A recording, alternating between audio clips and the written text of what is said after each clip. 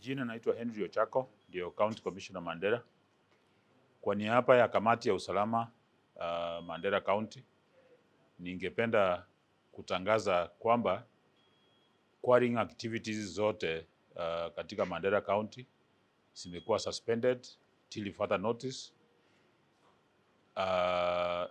kwa sababu ya vile visa ambao tumekuwa tukiona vikitokea mara kwa mara.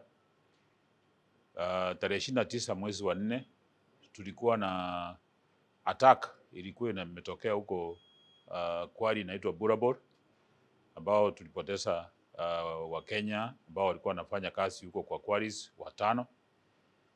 Halafu siku ya Jumatatu wiki hii tukawa kwamba kuna quarry worker mmoja aliuliwa huko upande wa Elwak.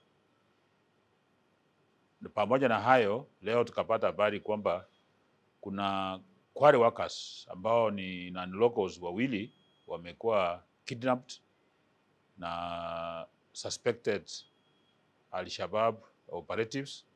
Kwa hivyo na hivyo visa vyote na ile habari ya intelligence tunapokea kwamba hawa wamekuwa wakiulizia juu ya operations ya quarries katika kaunti hii, tumeonelea kama kamati ya kwamba lazima hizo kazi ya kuchimba mawe katika quarries isimamishwe mpaka wakati ule tumetosheka kwamba kamati za usalama za sub counties wakishirikiana na wenye hizo quarries na wafanyikazi wa quarries wameweka mikakati ambayo inafaa kuhakikishia usalama wale ambao wanafanya kazi katika hizo quarries, ndio tuweze kufungua hiyo kazi ya kufanya kujimbaji wa mawe katika quarries.